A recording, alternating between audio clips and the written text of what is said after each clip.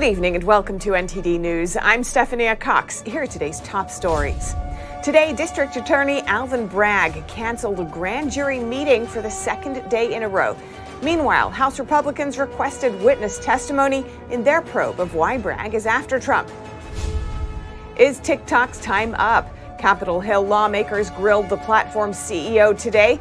He denies the company's ties to the Chinese regime, but both Democrats and Republicans aren't buying it. What else unfolded during the hours-long heated exchange? A retired Air Force general offers insight into the Chinese Communist Party's tactics after the regime's leader tells Russia's president the two countries are driving change not seen in 100 years.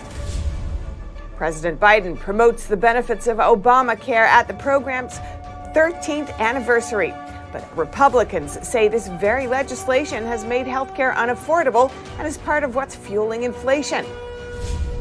And has the government been weaponized against law-abiding gun owners? Representative Pat Fallon says a new rule could turn millions of legal gun owners into criminals.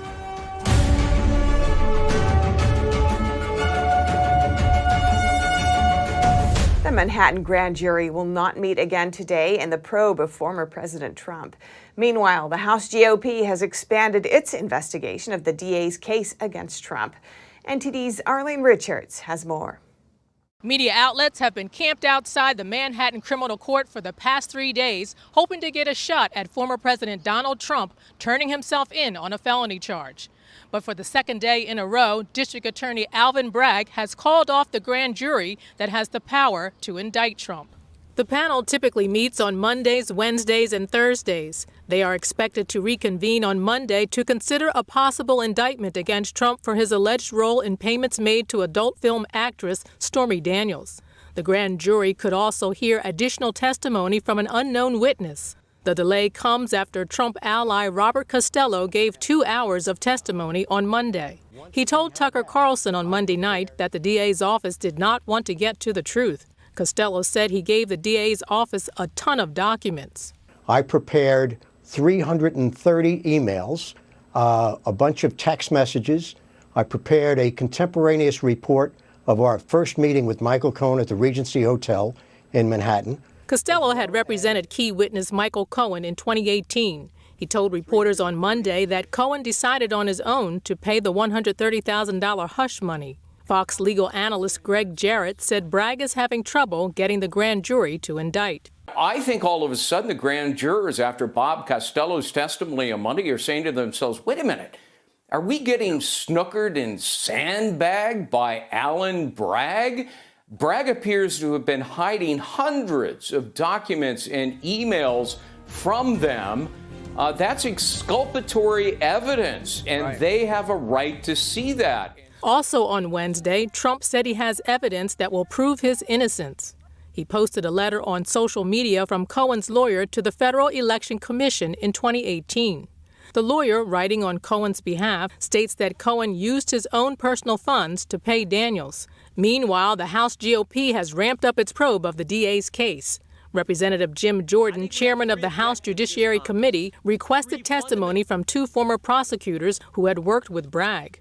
In letters Jordan sent on Wednesday, he asked for all documents relating to the case starting from 2017, as well as in-person testimony. In response, Bragg called the probe an unlawful incursion. In a letter Bragg sent on Thursday, he said the inquiry comes because Trump created a false expectation that he would be arrested. The DA's general counsel requested a meeting with the committee to discuss the details of their request. While Bragg works out the logistics of a meeting, Trump took to social media. In a Truth Social post on Thursday, he said Bragg is a danger to our country.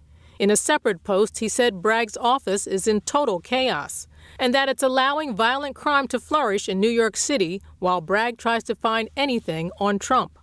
Arlene Richards, NTD News. For the first time today, TikTok's new CEO was in the hot seat, facing questions from lawmakers. And with Democrats and Republicans pushing a new bill in Congress, could we soon see an outright ban of the Chinese-affiliated social media app? Here's NTD's Melina Weisskopf with more from Capitol Hill. The exchange overall was very heated, with lawmakers persistent in trying to pry answers out of TikTok's CEO on things such as how much influence the Chinese Communist Party has over the platform, data collection, as well as how TikTok decides which content to promote and which content to bury. Take a look at this. It's a good representation of how much of today's question and answer unfolded. How do you determine what age they are then? To go through the videos that they post to see whether... Well, that's creepy. Tell me more about that. Do they have access to user data? After Project Texas is done, the answer is no. Chu repeatedly pointed to Project Texas. That's TikTok's plan to store user data on American soil. This is a way they're trying to say that they're distancing themselves from the CCP, but lawmakers are not buying it. I followed up with members after today's hearing, asking if they believe that TikTok is independent of the Chinese regime. We heard unity from Republicans and Democrats alike. Here's a look. I think it's difficult to see with a Chinese-based company how they couldn't influence content that would be pushed out to American consumers. Their parent company, ByteDance, has representatives that are actively some of the highest-ranking officials within the Communist Party in China. And we know this is a very popular app, especially among young people. What is your message to Americans who are using this app and may not be aware of the threat that it poses? I've heard repeatedly that people say, listen, I don't care if they have my data, but it's so much more than just their personal data. They're tracking your geolocation, their biometric data of people, and then they're using it for nefarious purposes. Facebook and Instagram that do much of the same thing. But the big difference is, what is the relationship with China? And the White House shares this sentiment. National Security spokesperson John Kirby telling NTD's White House correspondent Iris Tao that the president's concerns over TikTok remain. Listen to this. We're banning it. It is banned on government devices. That's not going to change. There's an ongoing Committee on Foreign Investment review of TikTok. While other lawmakers raise concerns about TikTok's political influence here in America. This is nothing more than psychological warfare on our children. I am. I'm concerned with the amount of social control that Xi Jinping and the Chinese Communist Party exercises over their population. I'm fearful for people in the rest of the world as well. And momentum is growing here on Capitol Hill on a bill that would allow the U.S. to ban TikTok on a national scale. A bipartisan bill was introduced recently by both Republicans and Democrats, and Senate Majority Leader Chuck Schumer was asked about this just yesterday. He said he was looking at this bill to see exactly how to move forward.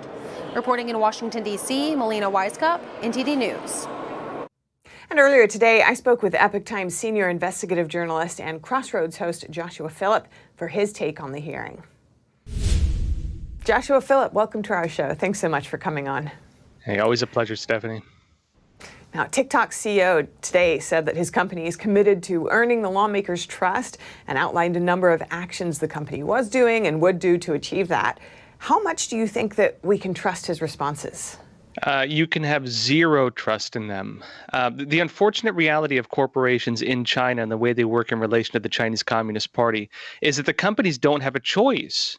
They can say the company is not involved in any of the things they're being accused of. That's not the issue. And so they can actually use a sleight of hand when they speak. They can say TikTok is not involved in spying. It's not TikTok. It's CCP agents sent to the company to spy. And that's the way Chinese operations work. That's the way the Chinese Communist Party works through these organizations. The organization's not doing it. The CCP is doing it. And if you're going to be based in China, you have to follow Chinese Communist Party law. And Chinese Communist Party law dictates that you have to allow that. Now, two main concerns at today's hearing are data privacy and the safety of America's youth, which you've warned are targeted through psychological warfare. Could you tell us more about that? Yeah, so the Chinese Communist Party was exposed on, well, of course, in its military doctrine. Written into the Chinese military code is called the three warfares doctrine: psychological warfare, media warfare, and legal warfare. Psychological warfare is the manipulation of how people interpret information or what they're exposed to. Media warfare is the control of all sources of information. That includes like ByteDance, and that would include TikTok. Part of the CCP's military operations involved these things. The former head of ByteDance publicly wrote a letter apologizing to the CCP shortly before the launch of TikTok, stating he would use any business he made to support the efforts of the Chinese Communist Party, including in information operations. So put two and two together right here, right? So could you give us a tangible example of the kinds of content and algorithms that are used in TikTok to meet these ends? Yeah, so in China, they have their own version of TikTok. It's called a different name, of course. But in China, it promotes things like education, like family values, like things that support a stable civilization. In the United States, they're finding kids logging into TikTok are going to be exposed to suicide ideation very quickly.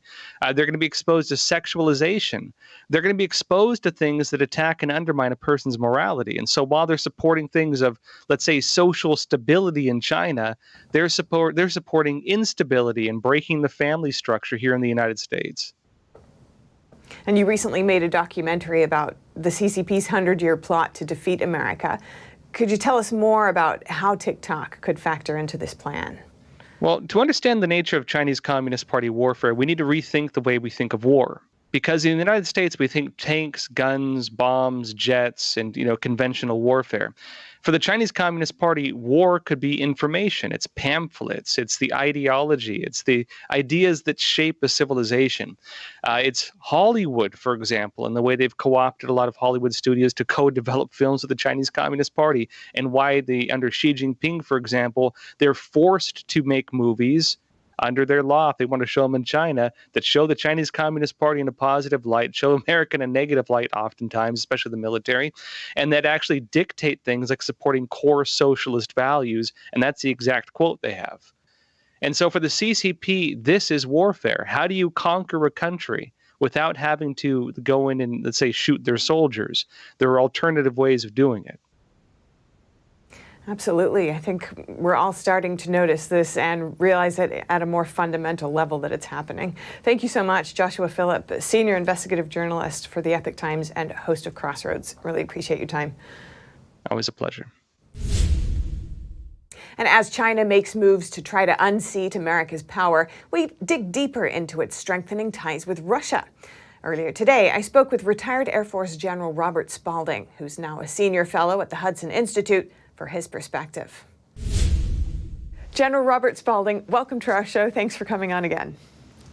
Thank you. It's great to be back. Now, Xi Jinping and Vladimir Putin earlier this week vowed to create a new world order. What concerns you about this development?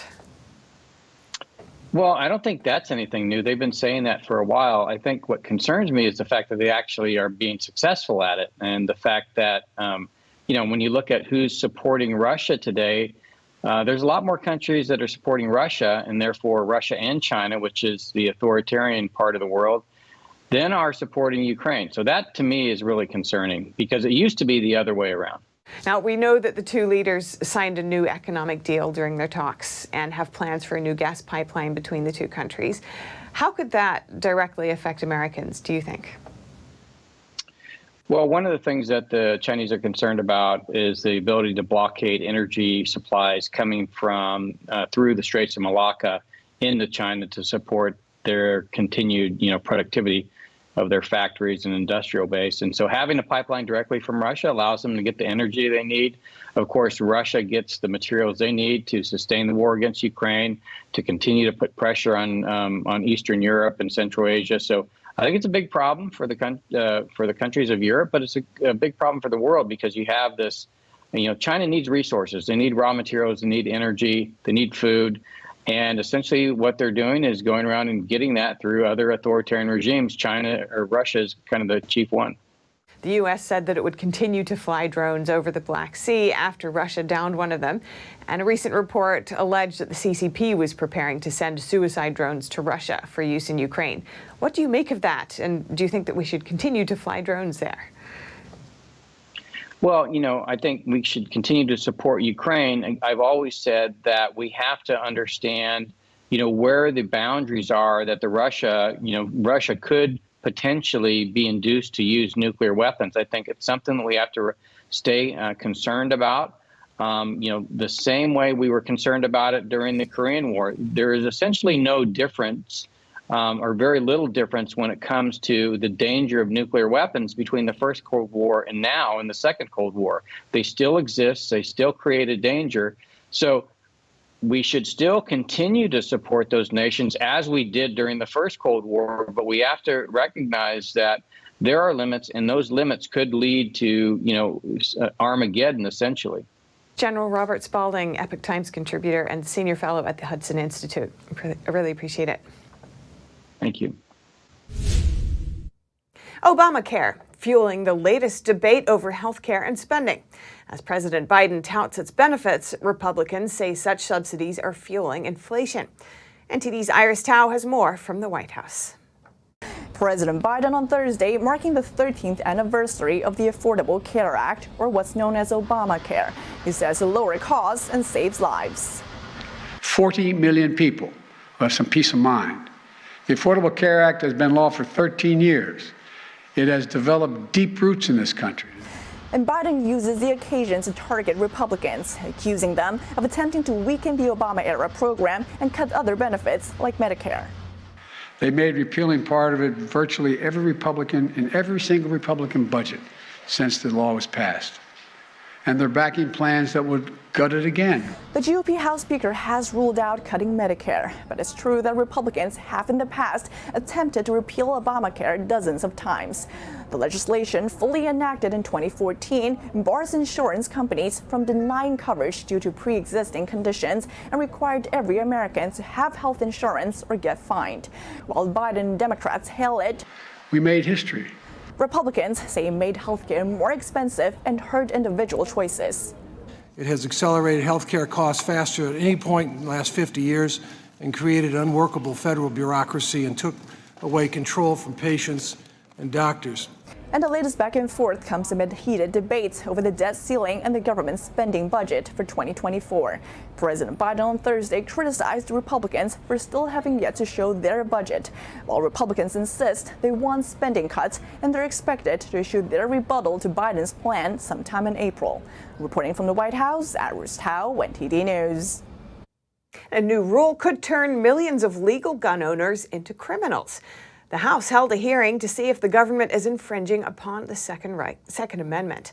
NTD's Jason Perry has that story. So the Constitution doesn't say a lot of things we wish it would. Does say some things that others don't like. But it most certainly grants every free American the right to keep and bear arms. It says that right shall not be infringed. One of the issues now at stake is the stabilizing brace. At a House hearing on Thursday, Alex Bosco, the inventor of the stabilizing brace, said he came up with the idea after he saw a disabled veteran struggling to shoot well. His stabilizing brace was approved by the Bureau of Alcohol, Tobacco, Firearms, and Explosives, or ATF, 10 years ago in 2012, until this happened. Shortly after his swearing in, President Biden decided to reverse the previous decade of ATF decisions on stabilizing braces. He ordered ATF to treat pistols modified with stabilizing braces as short-barreled rifles subject to NFA controls. And without going through Congress. Congressional Research Service says anywhere between 10 million to 40 million people in America own stabilizing braces. Unless you remove the brace, lengthen the barrel, turn in or destroy your firearm or register your gun with this government that you know you can trust, because Mr. Wilcox has been working with them, you know you can trust. Unless you do those four things, what happens? What are you? A felon. A felon. And after May 31st, anyone with one of these stabilizing braces could face up to 10 years in prison. Democrats at the hearing rarely spoke about the ATF rule. Instead, they focused on people who have been killed in a shooting, and they called for more gun laws. Representative Pat Fallon explained that Mexico had very strict gun laws, but had much higher murder rates than America. And he said you can't legislate away evil. And this is where things took a turn. And also, every single firearm in Mexico is supposed to be registered. Mexico has 124 million people. What, ma'am? Ma'am? Okay. All right. Officer, she goes. She goes go. Please remove that woman, please. Yes, officer, please. You're removed. You're breaching protocol and disorder in the committee room. Officers then removed 2 people from the hearing. And according to Washington Times, one of those people was Patricia Oliver, the mother of one of the victims in the 2018 shooting at Parkland, Florida High School. Jason Perry, NTD News. New developments in the prosecution of high school shooter Ethan Crumbley. The Michigan Court of Appeals has ruled that his parents have to stand trial. They face 4 counts of involuntary manslaughter. The parents have argued the charges would set a precedent for parents to be held accountable for their children's actions. The judge, on the other hand, said this is an exceptional case. He said the parents provided their son with a handgun despite clear warning signs. In November 2021, the 15-year-old shot and killed 4 students at Oxford High School. And if you have any news tips or feedback for our show, you can email us at eveningnews@ntd.com. And coming up, the 3-day strike that closed Los Angeles public schools came to an end on Thursday. Parents reflected on the strikes, thanking a local nonprofit for providing meals to students who depend on school lunches. And in college basketball, after a weekend full of upsets, March Madness starts back up again tonight. NTD's Dave Martin previews what to expect in the 4 matchups. That and more coming up.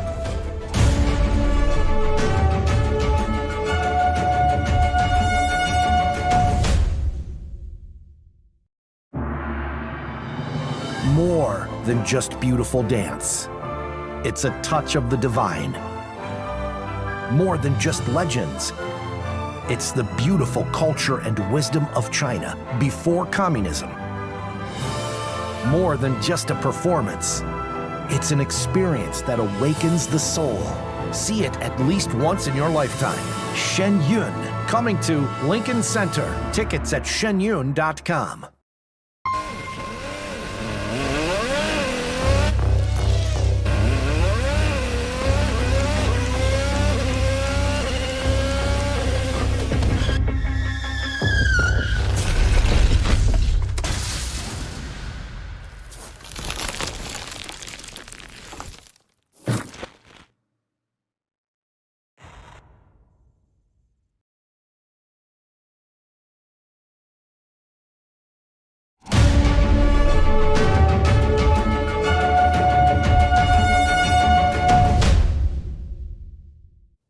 Over to Southern California. A tornado struck the region yesterday near the city of Los Angeles. This was the strongest tornado to hit the area since 1983. One person reported a minor injury. The National Weather Service confirmed the tornado briefly touched down in an industrial park and warehouse district in the city of Montebello. Peak wind speeds were estimated to reach 110 miles per hour. The tornado damaged at least 17 buildings. 11 of the buildings were so severely damaged, the fire department deemed them too dangerous to use. The tornado ripped apart the roof of a building, snapped a power pole, broke skylights, damaged cars, and uprooted a healthy pine tree. Tornadoes are rare in the area. Fewer than 10 are reported in California per year on average. And staying in Los Angeles, today concludes the planned 3-day strike held by the members of a major school union in the county. But for parents who rely on schools to provide a meal for their children, the recent strike caused some panic. Let's take a look at how a local community organization stepped up. While school staff in Los Angeles went on strike, public schools closed and left 500,000 students without classes or school lunches. So, Community Build, a nonprofit based in South LA, teamed up to help families who relied on schools to provide meals to their children. Our communities already suffer from food insecurity. And so a incident like this where our schools are on strike and those meals that are provided for our children are not available, that puts a lot of strain on families, on individuals, on kids. We need nourishment. A mother of 2 sons, ages 6 and 10, was one of those who depends on the school to provide a meal for her children. You know, we have a budget, right? So we're expecting, when I go shopping, I'm like, okay, for dinner, I know they're gonna eat breakfast at school, they're gonna have lunch at school, right? So when the community comes and offers support with extra resources, it really takes the burden off of the parents. Around 30,000 non-teaching staff, which included school bus drivers, custodians, cafeteria workers, and classroom assistants, walked out for the 3-day strike. The United Teachers of Los Angeles, or UTLA, which represents teachers, also joined in. The strike started on Tuesday and will end today. School staff members are set to return to work on Friday. Now over to sports news. Here's NTD's Dave Martin with today's top stories. Thank you, Steph. The Sweet 16 starts tonight with 4 games on, including an already started matchup between Michigan State and KSU. Though the unranked Spartans are playing a higher-seeded, higher-ranked squad, they're a betting favorite to win simply because of head coach Tom Izzo's prowess in the NCAA tournament. Izzo has been to 8 Final Fours, including once as a mediocre 7 seed and twice as a 5 seed. Look for his team to find a way to slow down K-State's Keontae Johnson in a close win. Next up, Arkansas plays UConn in a battle of underrated teams. The Razorbacks downed the defending national champions in round 2, but are now up against what was one of the best teams earlier in the season that should advance in this one. Tennessee plays FAU in the 3rd game, and though the Volunteers boast 3 top 10 wins this year, Florida Atlantic has slid under the radar despite a 33-3 record. Look for them to pull the upset. Finally, the last matchup, Gonzaga-UCLA, is the most anticipated. The Zags may not have the rich history that UCLA has, but Mark Few's teams have won at least 30 games 6 out of the last 7 seasons. Now, it's no secret that they want to play fast and get the ball to All-American forward Drew Timme.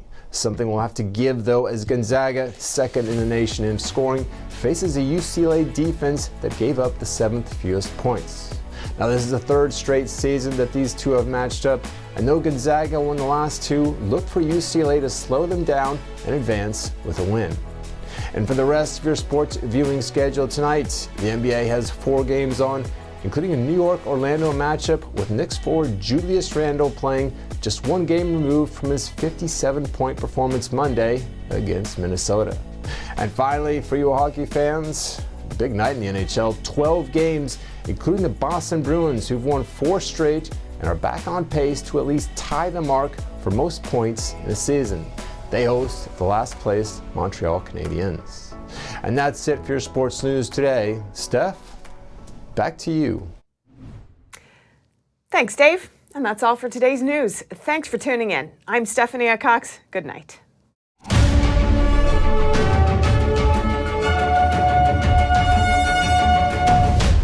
Thanks for watching us on YouTube. Did you know YouTube only keeps selected videos on its platform? So if you want to make sure you get the full picture, just subscribe to our newsletter. Go to newsletter.ntd.com and sign up. It's free.